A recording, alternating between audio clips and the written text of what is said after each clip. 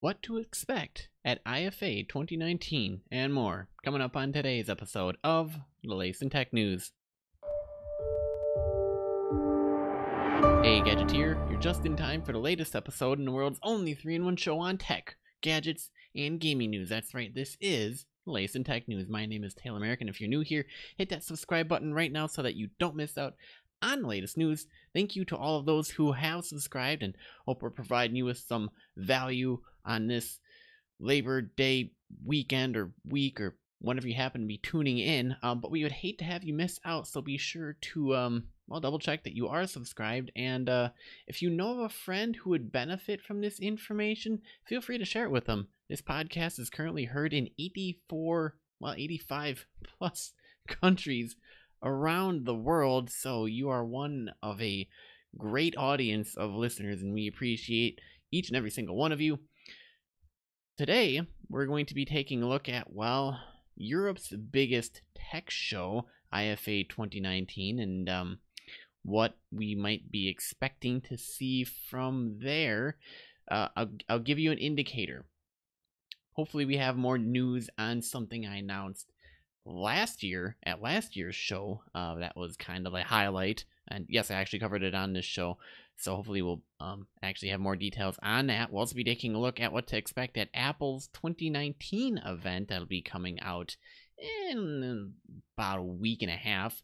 We'll also be taking a look at Facebook deciding, maybe it might remove the like counts. More controversy. You see, you guys walk yourselves right into this exact kind of situation and say, it's only dependent upon how many likes I get. Well, if you turn to such a vanity metric, then you wonder what happens when the platform that you use for free decides to change the rules. Not my fault, your fault.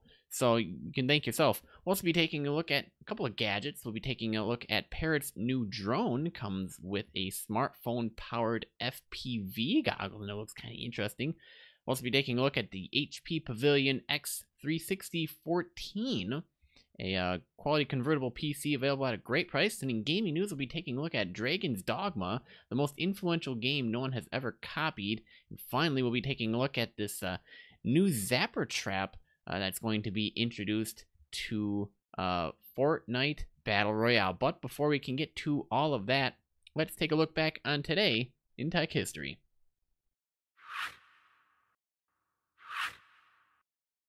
Alright, today is September 2nd, 2019. On this day, in 1993, the world's first primitive web search engine began, known as W3 Catalog, or the CUI WWW Catalog.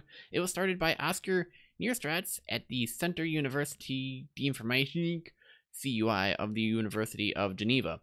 This search site lasted for about 3 years before more modernized search engines began appearing. It's actually kind of hard to get an actual picture of the W3 catalog, but that's what it used to be back in the day. Quite an interesting change of events from then till now. Now we just say Google it. Also, on this day in history, in 1997, IBM announces an improved chess plane supercomputer. This was a beast, and it's quite iconic for its time. After its Deep Blue chess playing computer defeated human world chess champion Garry Kasparov in a closely watched match in May, the pioneering computer company decided to make the machine even faster and stronger. On September 2nd, IBM announced that its RS-6000 SP model and a parallel supercomputer was now 58% faster thanks to a new microprocessor and some software refinements. Obviously, Kasparov was not available for comment.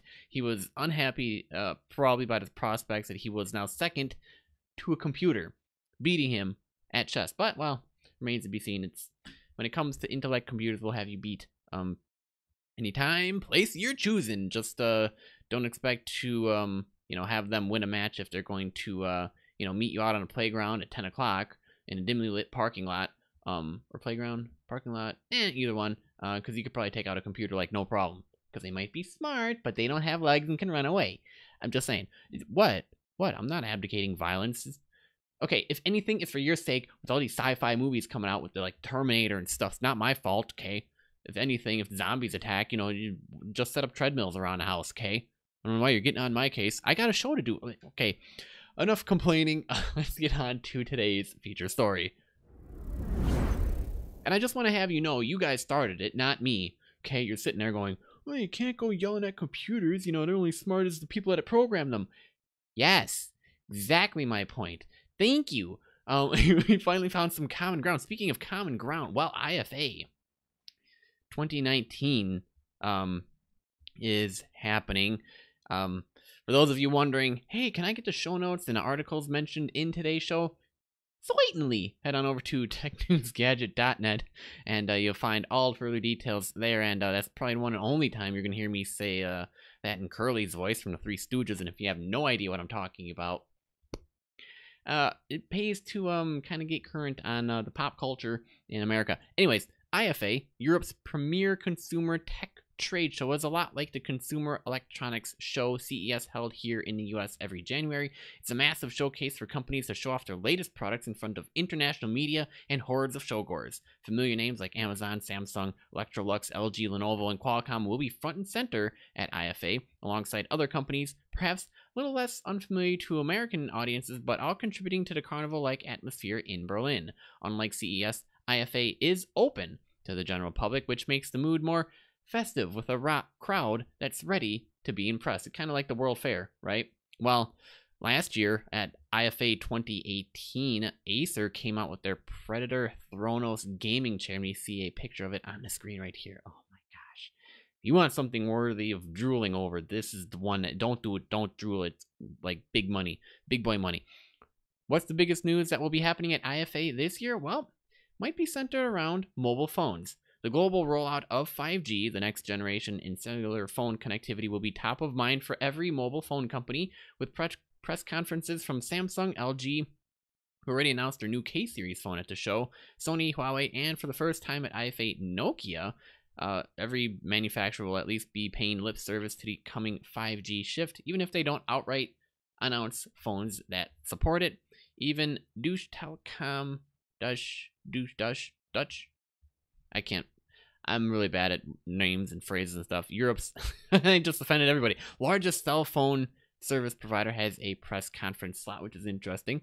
While most Americans won't care about the particulars of German cell phone service, the pace of global transformation to 5G will impact product development from all the core technology providers like Qualcomm to the handset makers. So we'll be looking for any evolution of foldable screen technology, and this week could even result in the reemergence of the Samsung Galaxy Fold. Rumors have it pre-order page has popped back up again.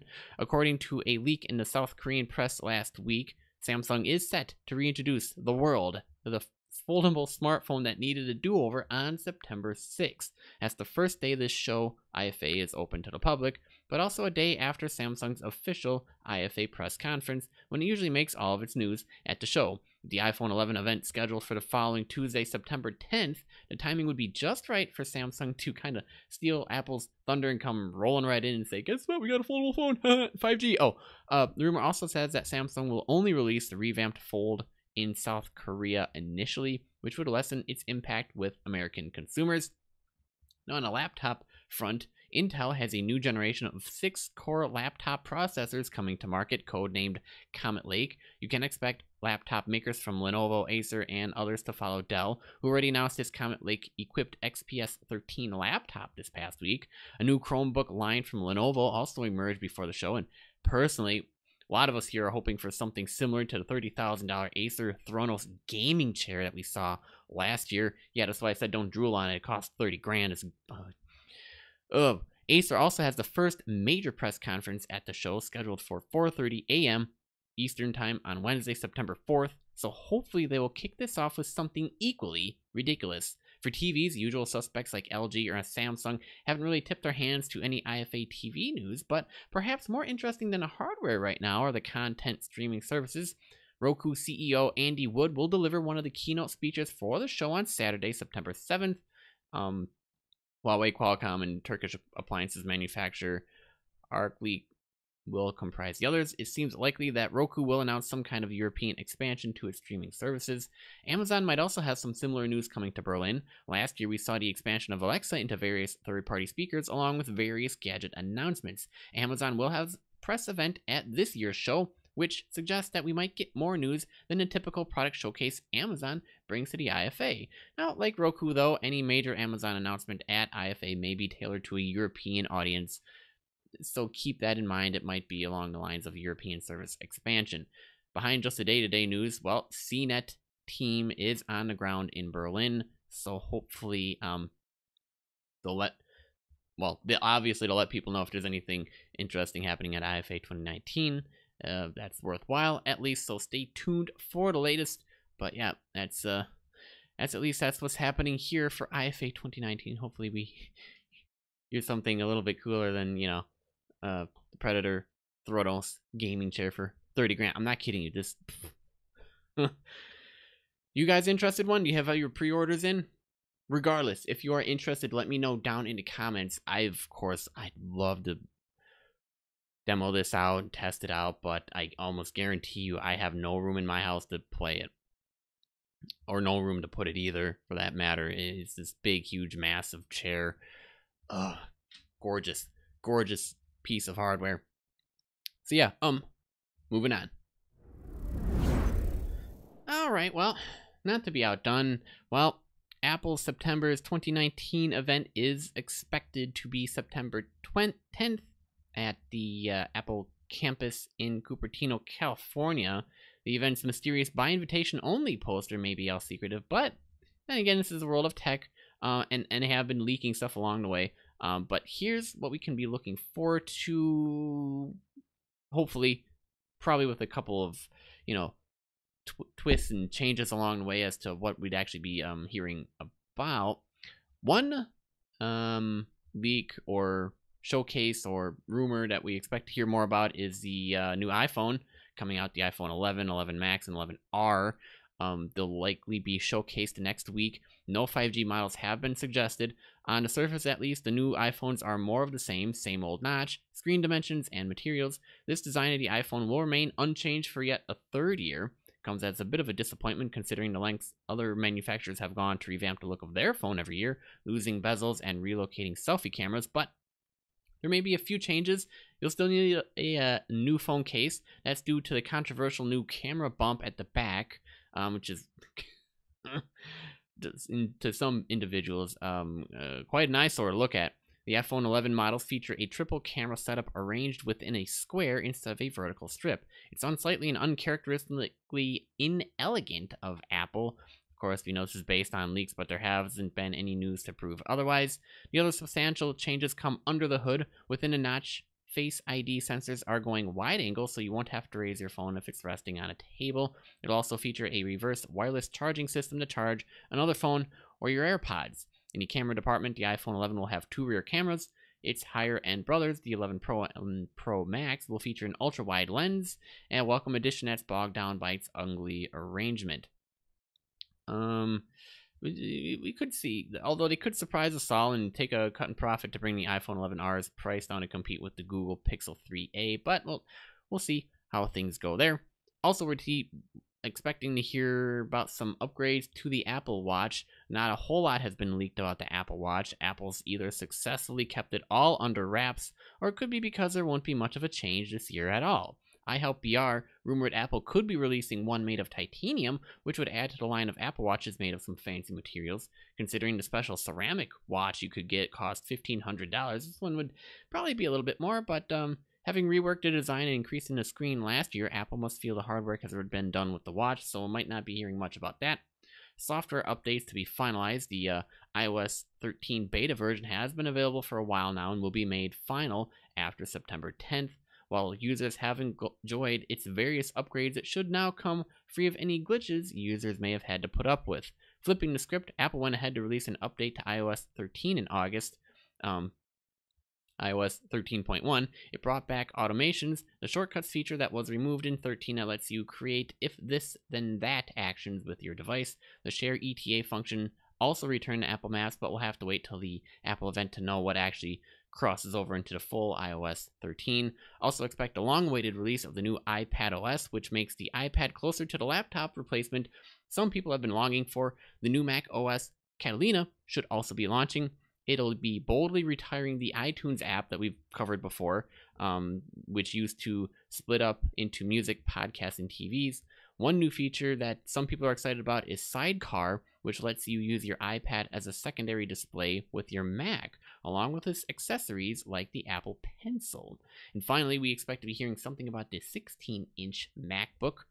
Is close to 15-inch body is in the works. Excited to hear about this one. Fans of the old 17-inch Pro are surely longing for more real estate, and their wishes might just be granted this year. The MacBook's butterfly keyboard is also likely to be replaced. The newly patented optical keyboard should solve the problematic wear and tear issues that have been plaguing that butterfly keyboard since 2014. We might just get the only good news to come out of the event this year, which is a new MacBook. It actually works and fixes all the bugs. But outside of that, I don't know. Is there any other news you expect to hear out of the event coming out next week? Well, if there is, let us know down in the comment section, or well, you can do it on Twitter too, I suppose. For those of you listening to the audio version or on the go, or if you're following us on Twitter, we are at TechNewsGadget. We'd love to hear your thoughts, and with that, let's move on to the next one. Thank goodness, I'm so glad this finally decided to come out. Facebook now says it may remove like counts. Facebook could soon start hiding the like counter on newsfeed posts to protect users from envy and dissuade them from self-censorship. Instagram obviously is already testing in 7 countries, including Canada and Brazil, showing a post audience just a few names of mutual friends who've liked it instead of the total number. The idea is to prevent users from destructively comparing themselves to others and possibly feeling inadequate if their posts don't get as many likes. For crying out loud. Such a vanity metric. It'd also stop users from deleting posts they think aren't getting enough likes or not sharing in the first place. So they have an image on screen here. Look at all the comments and people like it. Reverse engineering master Jane Wong also spotted Facebook prototyping the hidden like counts in its Android app.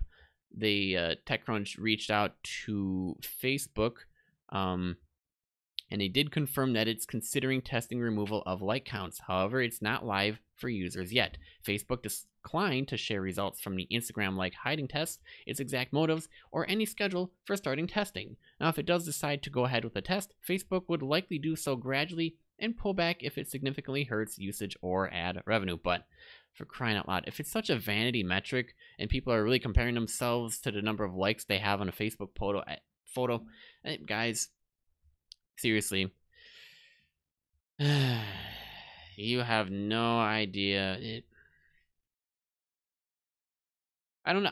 How do you explain this? Like, life isn't built on the number of people who like your post. Okay? Life is so much more than that. And if you're going to whittle down the content that you share based upon the number of likes or reactions you get to it, that's a pretty pathetic vanity metric to be comparing it to, okay? If the newspapers were to say, well, we can only make the content available based on the number of people who would like it, here's what you would say. You know what?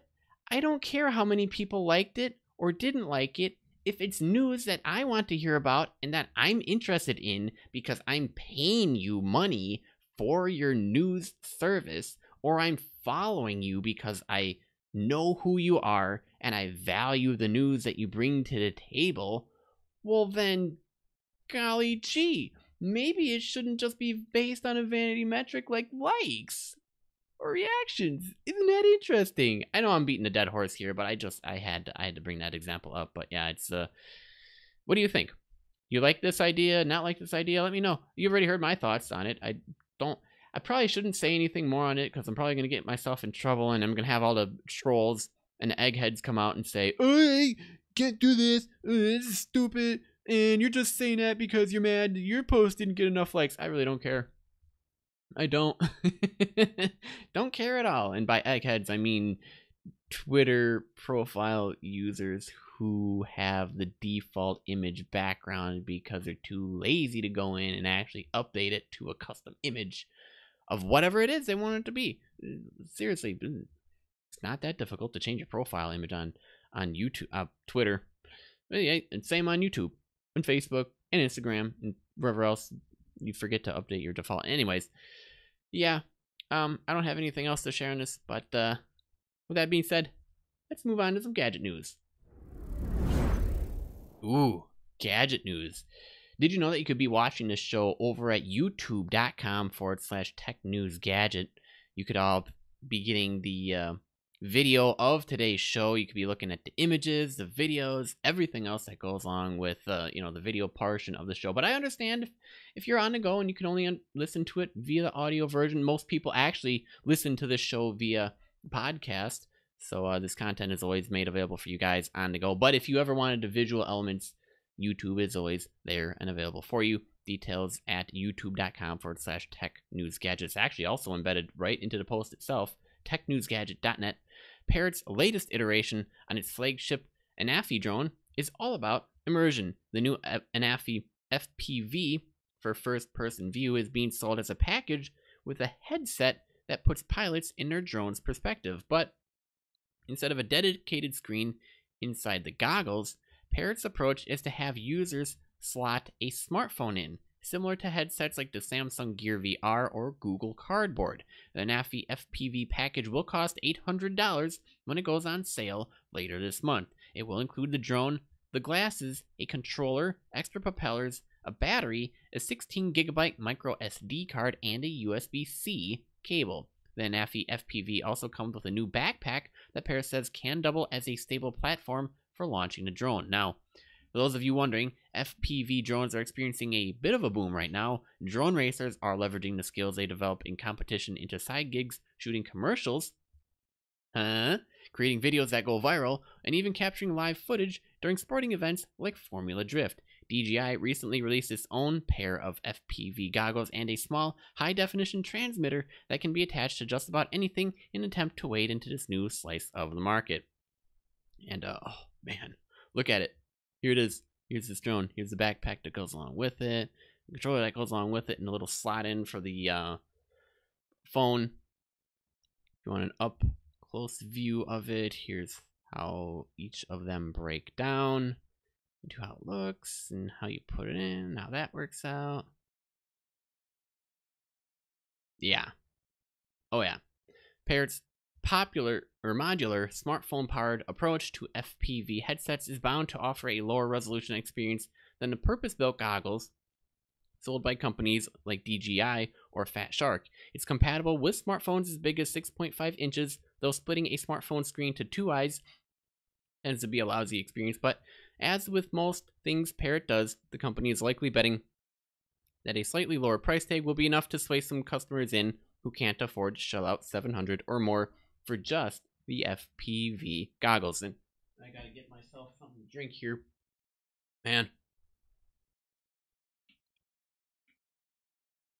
Parrot's Anafi drone was viewed as a sort of direct answer to DJI's Mavic Air when it was released in the middle of 2018, as it's similarly small and can fold up for easy storage. The Anafi does have a unique camera that tilts up and down 180 degrees, but, well, the image quality coming off of the 21 megapixel sensor could be a little bit better, but I don't know. It's almost like if the entry point, consider it that way, into drones. So if you like this, imagine how it would look like if you shelled out a little bit more money. Something to think about and something to drool over, and actually consider it this way. This way, you're not up in the air flying around. The drone's actually doing it for you. Just be smart about it and don't nail yourself in the head with it. Because I was just watching an America's Funniest Home Videos clip of somebody with, one of those like buildable airplane things, and then he threw it and went around in a circle and nailed him in the back of the head. It was funny, but keep safety in mind, okay? You are responsible for the safety of the operation of that drone. I don't know. I pressed some random button and it did stuff. Okay, I think we recovered okay. I don't know. It's kind of funny when I'm the one I'm doing the whole entire show. Like, I don't have a producer at all. It's me. It's all me. Okay. I'm the one who sits behind the camera, who records the show, who puts the information together, the material together for the show, the images, all that, and then I actually record it live in the studio, and I am the producer. So I switch the scenes, I switch the microphones, I do the edits and everything. It's a long, tiring, fully involved job. I'm trying to make you feel sorry for me. You feel sorry for me yet? I need a producer. I'm kidding. Gadget news. We'll be looking at the HP Pavilion X360 14, and Windows Central did a review on this, and we have the image up on the screen here. HP's Spectre X360 lineup offers some of the best looking convertibles on the market, though the price puts it out of the reach of many people who are looking for a reliable everyday PC for less than $1,000. With the 14-inch Pavilion X360, you don't get the same design or features, but for $100 less, it makes a strong argument in its own right. And the author here used it for about a week to see whether or not it will make the right choice for your next device. So, bottom line, it's a budget 14-inch convertible. They gave it a 4 out of 5 stars. Pricing is $600. Bottom line is a convertible Pavilion X360 14 brings a superb keyboard, touchpad with precision drivers, and strong performance wrapped up in a handsome chassis available in 5 different color combinations. Some of the pros are precision touchpad and comfy backlit keyboard, loud, full audio, elegant convertible design, strong performance with up to 10th gen Intel CPUs, and an affordable price. The cons is the battery won't last through a workday. It has a slow SATA SSD drive, and a display color could be a little bit better. So, and they actually have it at a glance here, some close-up images of it. This exact model that they looked at has an 8th gen Intel Core i5 8265U Whiskey Lake processor, 8 gigs of DDR4 RAM, and a 128 gigabyte M2 SATA solid state drive. The 14-inch touch display has a 1920 by 1080 FHD resolution and works with an active pen that wasn't included. This exact model with warm gold finish is available at Best Buy for about $600, which is not a bad price at all considering what you're getting. So if you visit HP, I guess you can find far more configuration options, including models with a 10th gen core and discrete NVIDIA graphics starting at about $400. Unless you prefer 8th gen, HP will provide a better buying experience with far more configurations available. And then they go into the detailed breakdown about all of that. The front-facing camera that they have installed on it webcam-wise is 720p. They have a fingerprint reader. Design and feature-wise, I have a bunch of new color options. An inside palm rest that matches the outer shell. And dual silver hinges with a shiny finish that allowed the lid to rotate around for tent, stand, and tablet modes. And they're both smooth and sturdy. The Pavilion logo on the back edge adds a bit of flair when in tablet or tent mode. Now keep in mind it isn't thin or light like some other ones, more meaning the more premium convertible options, but at around 3.5 pounds it can be easily carried around with you. It looks like it also has an audio jack, USB-A port, and the Kensington Nano lock slot for some extra security, along with a bunch of other stuff. And they have a display. And depending on if you have a tight budget, they do have a 768p HD option. So yeah, it just keeps on scrolling and scrolling and scrolling. I guess the one thing they didn't like was the battery. But there's only so much you can do with it. But and if you have it plugged into a charger or you take it around, and at least remember, oh, this isn't going to last me the whole entire day. I should probably take it back to the office or take the charge cord with me and plug it in and actually give it some charge time. You should be able to last through the day just fine. But there you go. For those of you on a tight budget for under $1,000, the HP Pavilion X360 14 might just give you what you're looking for. All right. Moving on now to some gaming news. Now, this is a long article by IGN. I'm only going to read a little bit about it. This is a game that I hadn't really heard about until I actually read the article, but then I was like, maybe that was why I never heard about it. Doesn't sound really that interesting, but now it's like, maybe I should take a second look. It seems to be what I'm noticing from a lot of games is, maybe I should take a second look at the game, because I probably looked at it at first glance and went, no, I'm not really interested in the game. No, it didn't really do well. Probably shouldn't. I didn't get Game of the Year award. Probably not interesting. No other awards. Probably not. Well, probably should. Not just because it got Game of the Year or not. No. Okay. The games that I like to play happen to sometimes be picked Game of the Year. And no, I'm not just talking about God of War and Batman Arkham Knight and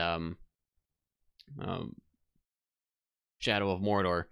Those were games that I played well before they even got Game of the Year rating, and they were a solid franchise and solid games from solid companies, so I obviously knew what to expect. They just kind of perfected it to come out with the Game of the Year rating. Anyways, there's a phrase you'll hear from time to time: a comedian's comedian. It's the idea that a certain kind of usually odd or cerebral comics main audience is just other comics who often go in to co-opt that style in more marketable ways. It's an idea that maps to games rather well. The game developer's game is something like Frozen Synapse.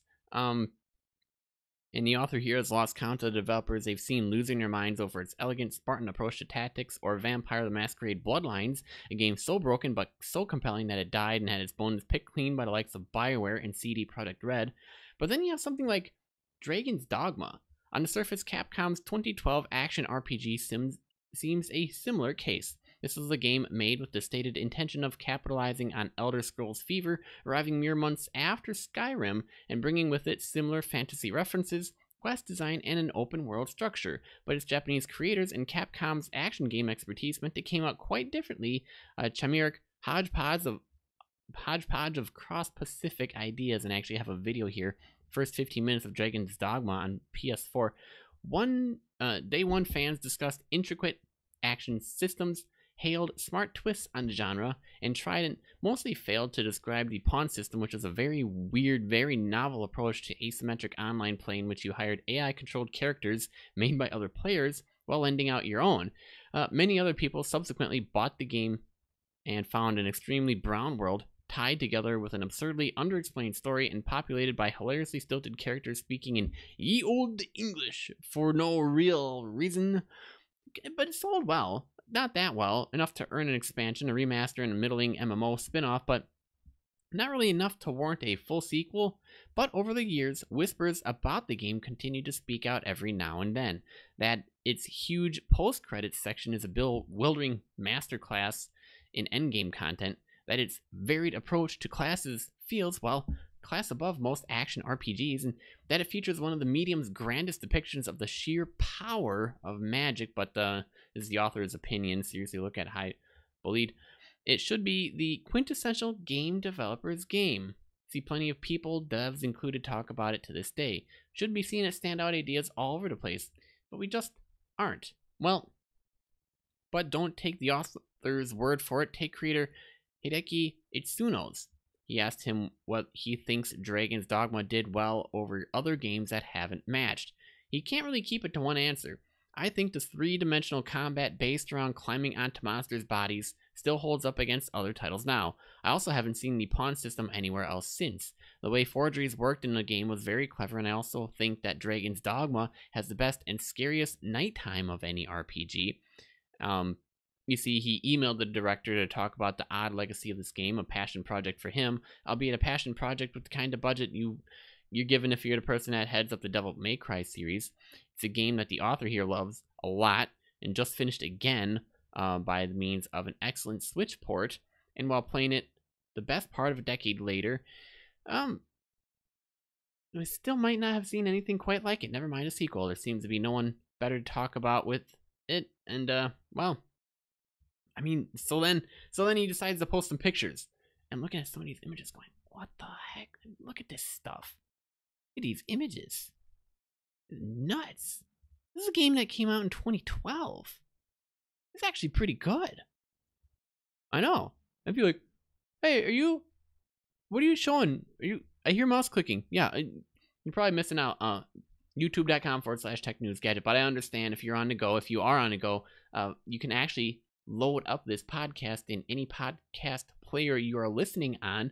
Just type in the search box latest in tech news, or head on over to latestintechnews.com and there will get some subscription options going for you.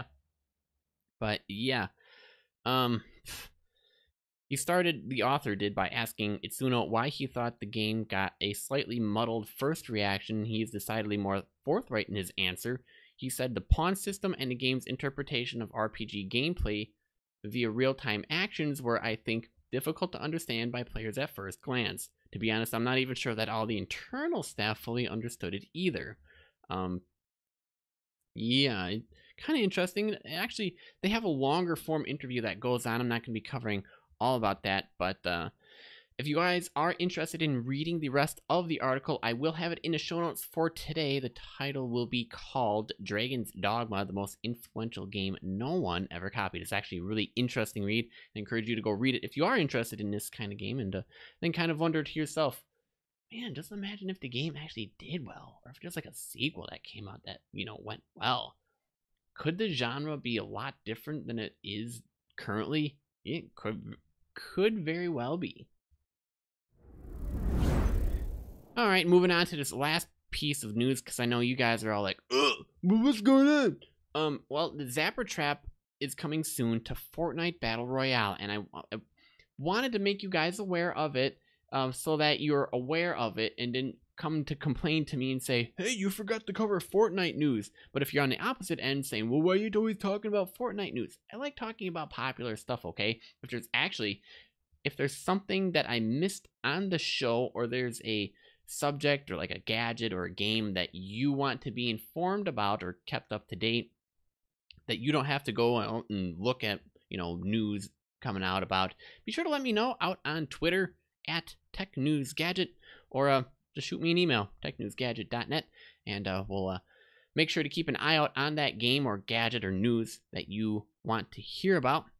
Now, the message of the day has updated to announce the next item that'll be added to Fortnite, the Zapper Trap. So far in Season 10, we've had the automatic sniper rifle, Rift Zone, and Shield Bubble added. Before each update, Epic updated the in-game news feed to announce the next item that'll be added, and the feed just updated. The next item that'll be added to the game is the Zapper Trap, and here's the image of it. What's the description? Danger, high voltage. Trap 'em and zap 'em. You see, that was leaked in the 10.2 update with some data miners revealing some small details about the trap. The trap will come in epic rarity with a max stack of 4. The trap can be placed on the floor, ceiling, and walls, and according to leaks, could also be placed on enemy builds as well. However, we'll have to wait to see if that's the case once it's in the game. But yeah, nothing really confirmed so far by Epic. Most updates this season have been released on a Tuesday or a Wednesday. Content updates require no downtime or new files, and the time that they release is usually a few hours later that the client updates. But for those of you wanting, we'll see if there's any more news about that. But I guarantee you'll be zapping stuff. Actually got a bunch of codes here going on here. Yeah, so if you're interested in that, well, very, very quick, short news for you guys. And with that, I think that wraps it up. Yep, that covers it. Let's listen to Octavius, my off-screen producer, who's currently mad and yelling at me because he's like, I'm over here the entire time. I'm the one pressing the button, Octavius. If you guys want to see Octavius again, let me know down in the comment section, and we'll see if he wants to be on the show again. Let's see. He says he's camera shy. Well, it's too bad. If the people want to see you, you got to make them happy. He says, we'll see. Well, if you want to see Octavius again, the show's producer, no, I was pointing. I wasn't air quoting. No. Oh, for crying out loud. Octavius wants to come. So I should probably wrap up the show. And with that, that wraps up this episode of the Latest in Tech News. Thanks for tuning in. New episodes every weekday. The Latest in Tech News can be found on every major platform, including Apple, Spotify, Google, YouTube, Stitcher, Overcast, and more. Now, if you enjoyed this episode, be sure to let us know by clicking that like button and by leaving a comment if you're watching today's episode via YouTube. And if you're listening via podcast, could you leave us a review out on Apple Podcasts or whatever podcast app you're listening to this in. That would be greatly appreciated. Also, double check that you're subscribed so that you don't miss the next episode. Oh, and be sure to share this episode with a friend as well. I'm your host, Taylor American. Remember, for the latest in tech, gadget, and gaming news, visit TechNewsGadget.net. Pretty much keep being awesome, guys, and I'll see you on the flip side.